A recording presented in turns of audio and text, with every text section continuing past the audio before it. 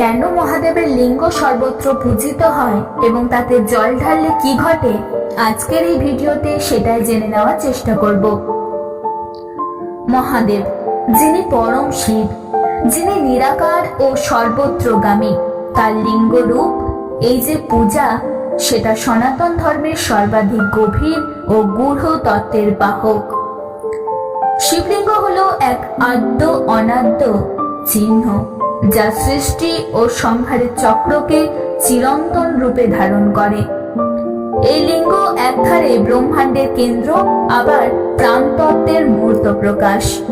আর এই লিঙ্গের উপরে জল ঢালা বা অভিষেক করানো, তা কেবলমাত্র একটি পূজার আনুষ্ঠানিকতা নয়, তা হচ্ছে এক মহান আধ্যাত্মিক সাধনার পরিণতি, এক শুদ্ধ প্রক্রিয়ার মহাসম্ভার। শিবলিঙ্গে জল ঢালার মূল তাৎপর্য নিহিত আছে সৃষ্টি ও সংহারের চক্রে। হিন্দু দর্শনে লিঙ্গ মানে কেবল পুরুষাঙ্গের প্রতীক নয়, বরং এটি সেই তাত্ত্বিক শক্তির রূপ যেখান থেকে জীব ও জগৎ নির্গত হয়েছে। লিঙ্গ শব্দটির আক্ষরিক অর্থ চিহ্ন, অর্থাৎ এমন এক রূপহীন শক্তির উপস্থাপনা, যা রূপের ঊর্ধ্বে থেকেও রূপ ধারণ করে মানুষের চিন্তায় ধরা দেয়। এই রূপ চিহ্নই মহাদেবের চূড়ান্ত প্রকাশ। শিব, যিনি সব ত্যাগ করেন, যিনি শ্মশানে ধ্যান করেন, যিনি দেহ ও মনের সকল সংস্কার অতিক্রম করে আত্মার সাধনায় স্থিত, তাকে পূজা করার সর্বোত্তম উপায় হল সেই লিঙ্গের মাধ্যমেই তার আরাধনা করা। শিবলিঙ্গে জল ঢালার মধ্যে এক আশ্চর্য গূঢ় কর্ম রয়েছে। শিব তপস্যার একান্ত প্রতীক, তার মাথায় চন্দ্র ও গঙ্গা বিরাজ করেন, যার মাধ্যমে বোঝানো হয় তিনি জ্ঞান ও প্রবাহের কেন্দ্র। শিবলিঙ্গকে তাই জল দিয়ে স্নান করানো মানে তাকে শীতলতা প্রদান করা, তার তপস্যার তেজকে নত করা নয়, বরং সেটিকে সমর্পণের মাধ্যমে প্রশমিত ও প্রসন্ন করে তোলা। এই জল আসলে জীবনের প্রতীক। মানুষের নিজের জীবনের প্রতিটি ক্লেশ, কষ্ট, বাসনা ও পাপ, সেগুলোকে জল রূপে ঢেলে দেয় লিঙ্গের উপর। এতে যে মানসিক উত্তরণ ঘটে, তা শিবের করুণাপূর্ণ দৃষ্টিতে রূপান্তরিত হয়। শিবলিঙ্গে জল ঢালার পিছনে আরো একটি বিশুদ্ধ দার্শনিক ইঙ্গিত রয়েছে, তা হলো আত্মসমর্পণ। যেমন গঙ্গা আকাশ থেকে ধরণীতে নেমে আসে, তেমনি আমাদের অহংকার, কামনা, ক্রোধ, লোভ ইত্যাদি যদি ধীরে ধীরে শিবের চরণে স্নান করিয়ে দেওয়া যায়, তবে আমাদের মন হয়ে ওঠে নির্ভর, শুদ্ধ এবং প্রসন্ন। এই স্নান, এই জল ঢালা আসলে এক রূপক, যেখানে মানুষ নিজেকে ধুয়ে মুছে ঈশ্বরের কাছে নত করে। তাই শিবলিঙ্গে জল ঢালার সময় বলা হয় ওম নমঃ শিবায়। এই উচ্চারণ শুধু মুখের শব্দ নয়, এটি মন, প্রাণ ও চেতনার একত্র নিবেদন। শিবলিঙ্গ সর্বত্র পূজিত হয় কারণ এটি সর্বজন গ্রাহ্য এক আধ্যাত্মিক প্রতীক। এটি এমন এক উপাসনার রূপ যেখানে জাত, ধর্ম, বর্ণ, লিঙ্গ কোনো কিছুই বাধা নেই। ভারতের প্রতিটি গ্রামে, নদীর তীরে, বটগাছের তলায়, পাহাড়ের গুহায়, শহরের কংক্রিটে ছাদে, যেখানেই দেখা যায় একটি করে শিবলিঙ্গ বিরাজ করতে দেখা যায়। সেই সমস্ত জায়গায় তার আরাধনা করা সম্ভব, কারণ শিবলিঙ্গ এমন একটি তত্ত্বকে ধারণ করে যা মানব জীবনের অস্তিত্বের সঙ্গে গভীরভাবে সম্পর্কিত। সৃষ্টি যেখানে আছে সেখানেই শিব আছেন, ধ্বংস যেখানে অনিবার্য সেখানেও তিনি আছেন। আর এই চক্রকে যে প্রতীক ধারণ করে থাকে, সেটি হলো শিবলিঙ্গ। শিবলিঙ্গের উপর জল ঢালার সাথে যুক্ত রয়েছে আগুন ও জলের তত্ত্ব। শিব, যিনি তেজময়, তপস্যাপূর্ণ, তার মধ্যে অগ্নি স্ফুলিঙ্গ বিরাজমান। সেই অগ্নিকে শীতল করে, শান্ত করে তাকে স্থিত রাখতে হলে প্রয়োজন হলো জলরূপী প্রসাদ। এটি এক দার্শনিক মিলন, যেখানে পুরুষ ও প্রকৃতি, তেজ ও স্নিগ্ধতা, রাগ ও ক্ষমা সবকিছুর এক যুগ্ম সমর্পণ ঘটে। এই সমর্পণের ভিতর দিয়েই পূর্ণতা লাভ করে শিব সাধনা।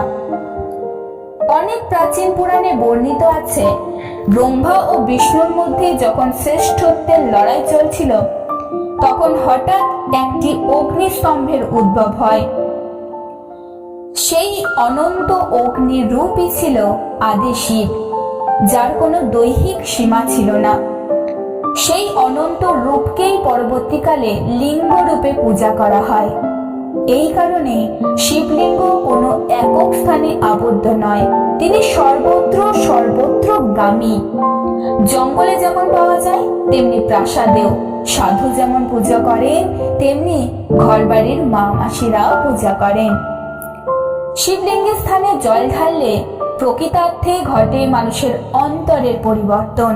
এই জল যেন ঈশ্বরের দেওয়া নয়, ঈশ্বরকেও দেওয়া নয়, বরং নিজের অশুদ্ধতাকে শুদ্ধ করার এক প্রয়াস। যে যেমন জল ঢালে সে তেমনই ফল পায়। কেউ কামনার জল, কেউ কৃতজ্ঞতার জল, কেউ দুঃখের জল, আবার কেউ প্রেমের জল। কিন্তু প্রতিটি জল ধারাই মিলিত হয় এক তত্ত্বে, পরম শিবের চেতনায়। আর এই চেতনার যুক্ত হতে পারাই হলো শিবলিঙ্গের পূজার চরম সিদ্ধি।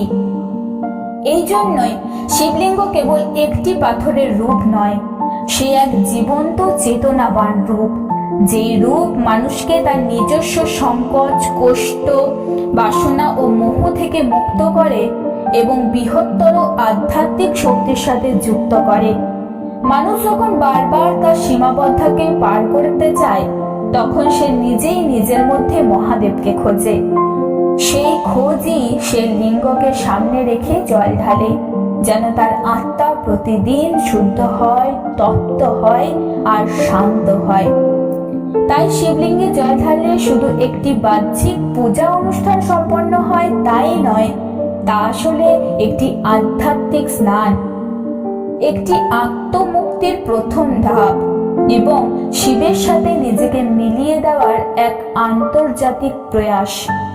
আর এই কারণেই শিবলিঙ্গ সর্বত্র পূজিত হন, কারণ সে সকলের, সকল সময়ের, সকল সংকেতের ঊর্ধ্বে একমাত্র সর্বজনীন মূর্তির প্রতীক। আর তাতে জল ঢালার অর্থ হলো আপনি নিজেই ঈশ্বরকে বলছেন, আমার কিছু নেই, কেবল এই জলটুকু সমর্পণ করছি, আমায় গ্রহণ করো, আমায় শুদ্ধ করো। আর এইভাবেই আপনি হয়ে উঠেছেন শিবের এক ক্ষুদ্র অথচ শাশ্বত অংশ। শিবলিঙ্গের জল ঢালার যে আধ্যাত্মিক তাৎপর্য, তা কেবল একটি ধর্মীয় আচারে সীমাবদ্ধ নয়, বরং এটি সনাতন ধর্মের অন্যতম গভীর তত্ত্বের উপলব্ধি। শিব যিনি নির্গুণ ও নিরাকার, তার পূজার প্রতীক হয়ে উঠেছে লিঙ্গ, যা সৃষ্টি ও লয়ের চিহ্ন। এই লিঙ্গে যখন জল ঢালা হয়, তখন সেই অভিষেক এবং বাহ্যিক স্নান নয়, বরং তা এক আভ্যন্তরীণ আত্মসমর্পণ, এক মন ও চেতনার নিবেদন। পুরাণ ও শাস্ত্র এই জল ঢালার মহিমা বারবার উদ্ঘাটন করেছে। শিব মহিমা স্তোত্রে বলা হয়েছে, গঙ্গা তরঙ্গ রমণীয় জটা কলাপং, গৌরী নিরন্তর বিভূষিত বাম ভাগম, নারায়ণ প্রিয়ম অনঙ্গ মদাপহারম, বারাণসী পুরপিতম ভজ বিশ্বনাথম। অর্থাৎ যিনি গঙ্গার তরঙ্গকে ধারণ করেছেন তার জটায়, যার বাম ভাগ সর্বদাই গৌরী দ্বারা অলঙ্কৃত, যিনি অনঙ্গ বা কামদেবের দম্ভ হরণ করেছেন, সেই বারাণসীর নাথ বিশ্বনাথকে আমি বন্দনা করি। এখানে গঙ্গার প্রবাহ কেবল পবিত্র নদী নয়, বরং জ্ঞান ও প্রজ্ঞার প্রতীক। সেই গঙ্গা জল যখন শিবলিঙ্গে ঢালা হয়, তখন তা হয়ে ওঠে তপস্যার প্রশমন, ভক্তির প্রতীক ও আত্মবিসর্জনের মাধ্যম। ঋগ্বেদে শিব সম্পর্কে বলা হয়েছে, নম শিবায় চ সর্বায় চ, নম শঙ্করায় চ ময়স্করায় চ, নম শিবায় চ শিবতরায় চ। এই মন্ত্রটির অর্থ শিবকে প্রণাম, সর্বকে প্রণাম, শঙ্করকে প্রণাম, যিনি কল্যাণকর সেই ময়স্করকেও প্রণাম। আবার শিবকে প্রণাম এবং যিনি শিবের থেকেও শ্রেষ্ঠ তাকেও প্রণাম। এখানে শিবের যে নানা রূপ ও রূপের কথা বলা হয়েছে তা শিবের অসীমতা ও সর্বত্রতাকেই প্রকাশ করে। এই সর্বত্র অবস্থানই শিবলিঙ্গকে করে তুলেছে এক সার্বজনীন রূপ। জল যখন লিঙ্গের উপর ঢালা পড়ে তখন সেই ধারা শুধুমাত্র তার উপাচার নয়, তা এক প্রবাহ, যা ভক্তের অন্তর্কার থেকে আলোকের দিকে যাত্রা। প্রতিটি জলকণা যেন পাপ ক্ষয়ের প্রতীক। মানুষ যখন নিজের কামনা, লোভ, দুঃখ, ক্ষোভকে সেই জলের মাধ্যমে শিবের চরণে ঢেলে দেয়, তখন সেই ব্যক্তি আর কেবল এক পূজারী নয়, সে এক সন্ন্যাসীর মতো আত্মত্যাগে প্রবৃত্ত। শাস্ত্রে এই অভিষেককে বলা হয় স্নানার্থে নয়, শুদ্ধার্থে, অর্থাৎ এটি দেহে নয়, অন্তরের পরিশুদ্ধির এক উপায়। শিবলিঙ্গে জল ঢালার একটি তাৎপর্য পাওয়া যায় স্কন্দ পুরাণে। সেখানে বলা হয়েছে, যে ব্যক্তি শিবলিঙ্গে স্নানার্থে জলের ধারায় অবিরাম ভাবে দান করে সে নিজের সমস্ত পাপ ধুয়ে ফেলে। এখানে দান শব্দটি শুধু দান করার অর্থে নয়, এই দান হলো আত্মবিসর্জনের দান, নিজেকে ঈশ্বরের প্রতি সমর্পণ করা। এই দানেই ঘটে শিবের করুণার প্রাপ্তি। অগ্নিপুরাণে বলা হয়েছে, এই শিবলিঙ্গই সর্বোচ্চ ধ্যানের বস্তু, কারণ এটি সব পাপকে নাশ করে। তাই শিবলিঙ্গ কেবল একটি পাথরের মূর্তি নয়, বরং তা এক চিন্ময় তত্ত্বভিত্তিক রূপ এবং অরূপের মিলিত প্রতীক। এটি যেন আদিপুরুষ ও আদ্যাশক্তির সম্মিলন। জলের ধারায় সেই দ্বৈতকে যেন প্রকাশ করে এক ঐক্যের মাধ্যম হিসাবে। এই ঐক্য তত্ত্বই আজও ভারতবর্ষের প্রতিটা কোণে, প্রতিটা গ্রামে, প্রতিটা শহরে, এমনকি পাহাড়ের গুহায়, নদীর তীরে শিবলিঙ্গকে পূজিত করে তোলে। কারণ শিব নিরাকার, তাকে কোনো নির্দিষ্ট মূর্তিতে বাঁধা যায় না। শিবলিঙ্গ রূপেই তিনি রূপ ও অরূপের সংযোগ স্থাপন করেন। সেই জন্যই তিনি সবার, সর্বত্রের এবং সকল সময়ের জন্যই প্রাসঙ্গিক। যখন একটি শিশু গ্রামে গিয়ে শিবলিঙ্গে জল ঢালে, কিংবা একজন সন্ন্যাসী হিমালয়ের কোনো গুহায় গঙ্গা জল দ্বারা শিবকে স্নান করায়, তখন সেই কর্মের মধ্য দিয়ে ঘটে আত্মমুক্তি। এইটুকু জল যখন নিঃশব্দে গড়িয়ে পড়ে শিবলিঙ্গের গায়ে, তখন সে হয়তো বলে না কিছু, কিন্তু তাতে থাকে হাজারো প্রার্থনার শব্দ, আকুলতা, আশ্রয় চাওয়া আর চুপিসারে এক মহাশক্তির অভ্যর্থনা। এই জন্যই শিবলিঙ্গে জল ঢাললে মানুষ শুধু পুণ্য লাভ করে না, সে নিজেকে শুদ্ধ করে তোলে, নিজেকে নির্মল করে এবং ঈশ্বরের সঙ্গে সংযুক্ত করে। এই সংযোগই পরম তত্ত্বের সঙ্গে আত্মার মিলন। এই মিলনের পথেই মানুষ পায় প্রশান্তি, পায় মুক্তির আভাস। আর সেই কারণেই শিবলিঙ্গ পূজা সর্বত্র প্রচলিত, কারণ এটি একান্ত সহজ, গভীর এবং সর্বজন গ্রাহ্য উপাসনার এক অনুপম রূপ, যেখানে জল ধারাই হয়ে উঠেছে সর্বোচ্চ আত্মার সঙ্গে সংলাপের এক ভাষা। সেই জলের ধ্বনি যা পড়ে পাথরের গা দিয়ে, তা যেন মানুষের হৃদয় থেকে ঈশ্বরের হৃদয়ের মধ্যে একটি অনন্ত সেতু গড়ে তোলে। সেই সেতুর নামই হলো শিবপথ। সেই পথেই প্রতিটা জলধারা তার প্রতিটি প্রণামে প্রতিফলিত হয়ে ফিরে আসে মানুষের হৃদয়ে এক মহামঙ্গল রূপে, এক আশীর্বাদ রূপে। এই শিবপথ, এই যে নিঃশব্দ অথচ অমোঘ এক আত্মসমর্পণের ধারা, সেটাই আসলে শিবলিঙ্গের মহিমা এবং তাতে জল ঢালার অন্তঃসার। এখানে মানুষ নিজেকে কোনো বাহ্যিক আয়োজন দিয়ে দেখাতে চায় না, বরং তার অন্তরের মৌনতা দিয়েই ঈশ্বরের সঙ্গে কথা বলে। এই শিবলিঙ্গ তাই ধর্মীয় প্রতীকের থেকেও বেশি হয়ে ওঠে এক দর্শন, এক যোগ সাধনা, যেখানে শিব কেবল পাথরে আবদ্ধ নন, তিনি আত্মার গভীর স্তরে নিবিষ্ট। বেদ, উপনিষদ, পুরাণ সব এই তত্ত্বকে এক বাক্যে মেনে নেয় যে শিব তত্ত্ব হল রূপ মুক্ত, নির্জন এবং নির্ভীক। সেই নির্জনতা ভাঙে না মন্ত্রে, না রথযাত্রায়, না ধূপে, না মালায়, আর না ভাঙে একমাত্র ভক্তির জলে। সেই ভক্তির জলই প্রতিদিন হাজারো ভক্ত ঢেলে দেয় শিবলিঙ্গের উপর। কখনো গঙ্গা জল, কখনো স্রোতস্বিনী নদীর জল, কখনো মাটির কোনো পাত্রের কলসি থেকে আনা জল, আর কখনো চোখের জল। এই সমর্পণের ভাষা কখনো সংজ্ঞায়িত হয় না, কারণ তা একেবারেই ব্যক্তিগত, একান্তই হৃদয়ের ভাষা। কেবলমাত্র সেই হৃদয় জানে একটা বিশ্বাস নিয়ে যে ওম নমঃ শিবায় উচ্চারণ করছে। কেমন এক নির্ভরতা নিয়ে সে জলের ধারা ছেড়েছে লিঙ্গের গায়ে। এই স্নিগ্ধতা, এই নির্জন প্রার্থনা শিবের তপস্যামগ্ন চেতনার সঙ্গে মিলে মিশে একাকার হয়ে যায় নিঃশব্দে। শিবকে বলা হয় আশুতোষ, অর্থাৎ যিনি সহজেই প্রসন্ন হন। কারণ শিব চাইছে না সোনা, না চাইছে ধন, না চাইছে ফলমূল, তিনি চাইছেন অন্তরের জল, নিষ্কলুষ এক হৃদয়ের দান। এই দানের গভীরতম রূপ দেখা যায় শিব তাণ্ডব স্তোত্রে। শিবের জটাজুট থেকে গঙ্গার যে জলধারা প্রবাহিত হচ্ছে, সেই জলে ধুয়ে যাচ্ছে মর্ত্যলোক। তার গলায় যে লহরীর মতন কাঁপছে বিশাল সাপ, সেই সাপ যেন মুক্তোর মালা। আর তখন তার তাণ্ডবের তালে বেজে উঠেছে ডমরুর রুদ্র নিদান। এই চণ্ডদাট রূপ, তার মন, তার স্বরূপ। এই যে গঙ্গার ধারা যা শিবের জটায় রচিত, সেই ধারার প্রতিফলন আমরা দেখি শিবলিঙ্গে জল ঢালার মধ্যে।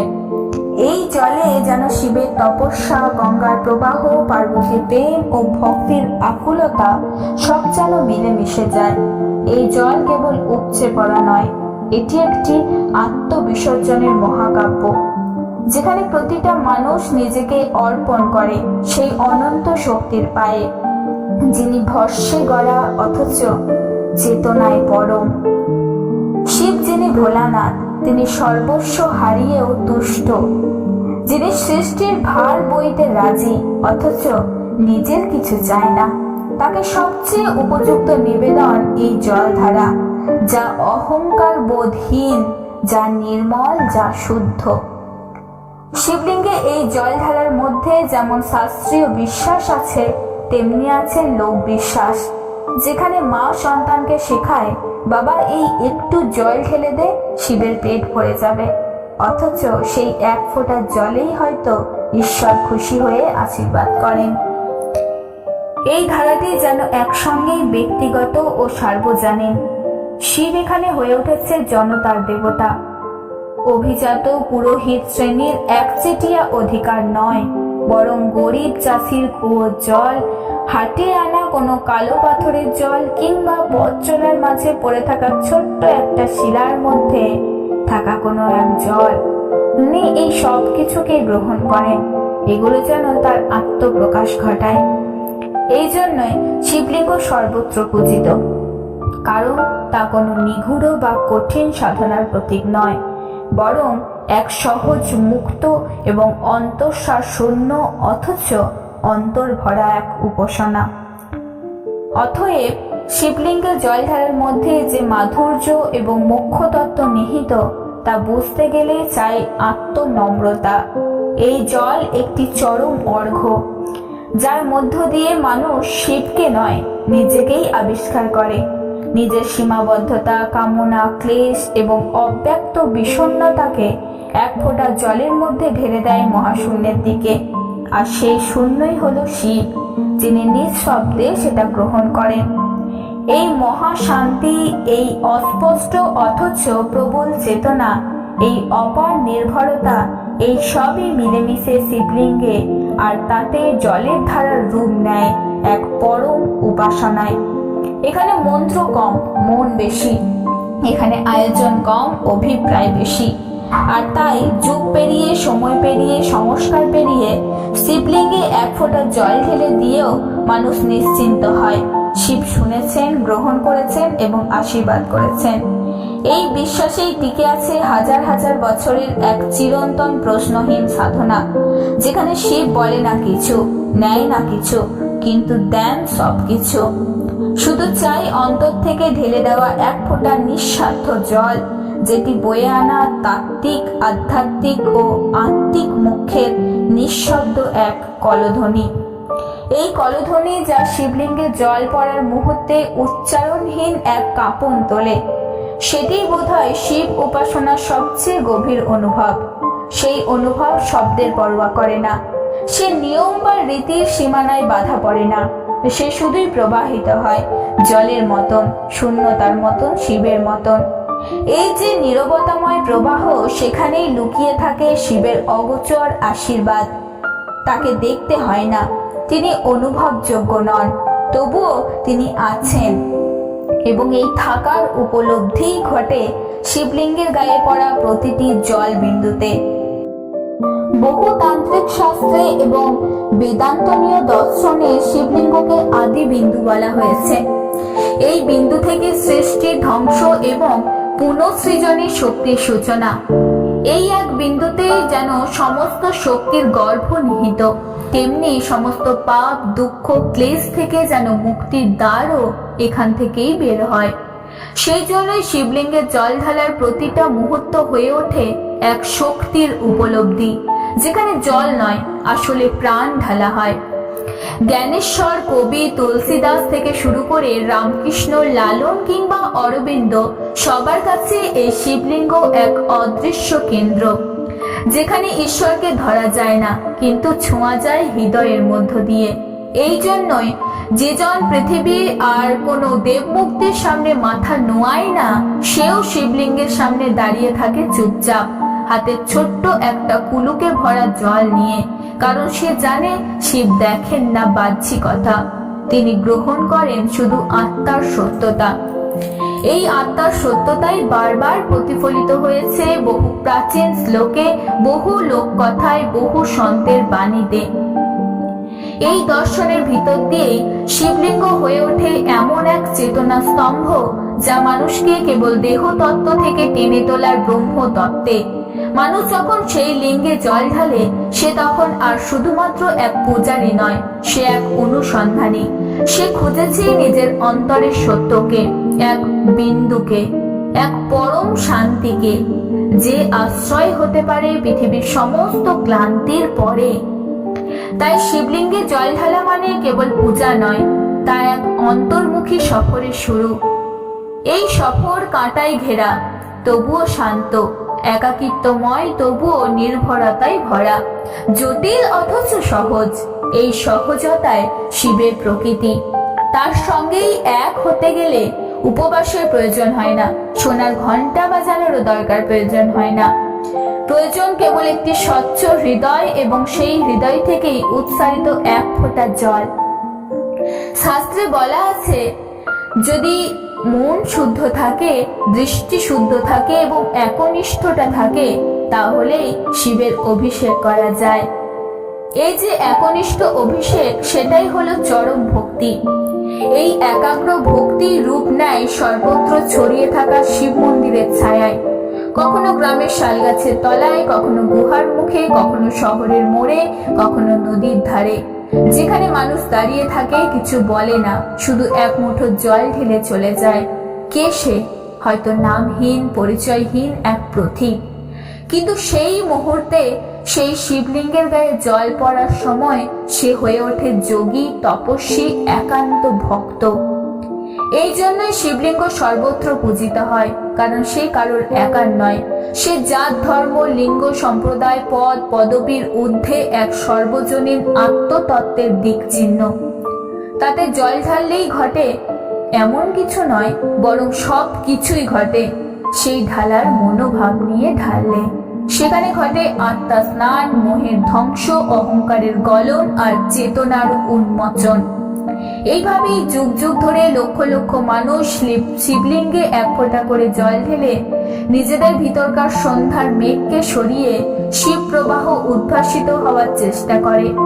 কেউ হয়তো সফল হয়, কেউ হয় না, কিন্তু সবাই ছুঁয়ে যায় এক অনন্ত দিগন্ত, যার নাম শিব, যিনি নেই কোথাও অথচ সর্বত্রই বিরাজমান।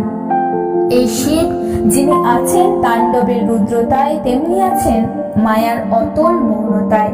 তাকে অনুভব করা যায় না, চোখ দিয়ে দেখা যায় না, তাকে বোঝা যায় না যুক্তি সরণিতে, কেবল অনুভব করা যায় সেই মুহূর্তে যখন শিবলিঙ্গের উপর পড়ে এক বিন্দু জল, এবং সেই জল বয়ে নিয়ে যায় মানুষের সমস্ত ক্লান্তি যন্ত্রণাকে এক অদৃশ্য আশ্রয়ের দিকে। শিব সেখানে কোনো শব্দ করে না, কোনো প্রতিক্রিয়াও জানায় না, তবুও অনুভূতি হন এক গভীর ভাবে, কারণ তিনি প্রতিটা স্পর্শ, প্রতিটা সমর্পণ এবং প্রতিটা মৌনতাকে নিজের মধ্যে ধারণ করেন। যে জলে মানুষ শিবলিঙ্গে স্নান করায় তা এক অলৌকিক প্রবাহের অংশ হয়ে ওঠে। কখনো সেটি হয় গঙ্গা জল, কখনো হয় চোখের জল, কখনো হয় নিঃশ্বাসের জলীয় বাষ্প, তবু সবই শিব গ্রহণ করেন, কারণ তিনি ঈশ্বর নন, তিনি হলেন শ্মশানে ভস্য মাখা এক দেবতা, যিনি মাথায় রাখেন গঙ্গার প্রবাহ, তিনি গলায় পেঁচিয়ে রাখেন নাগরাজ, এবং যিনি সব ছেড়ে তপস্যায় লীন থেকেও বিশ্বকে আশীর্বাদ দেন নিঃশব্দে। এই কারণে হাজার বছর ধরে শিব পূজিত হন লিঙ্গরূপে, কারণ তিনি সর্বসাম্য, সর্বজন, সর্বসাধ্য। মূর্তি যদি হয় রূপের বন্দিতে, তবে লিঙ্গ হয়েছে রূপের অতিরিক্ত এক অনন্ত চিহ্নে, যার মধ্যে রয়েছে সময়ের ঊর্ধ্বে এক মৌন সত্তা। সেই চিহ্নই মানুষ জল ঢেলে নিজের অন্তরে শুদ্ধতাকে ডেকে নিয়ে আসে, কেননা তারা জানে শিব সেটা গ্রহণ করবেন। এই শিবতত্ত্ব এক অলৌকিক সমতা শেখায়, সবার জন্য, সব জায়গায়, সব সময়ে। পুরাণে আছে এক চণ্ডালও যদি ভক্তি ভরে শিবলিঙ্গে জল ঢালে তবুও শিব তৃপ্ত হন।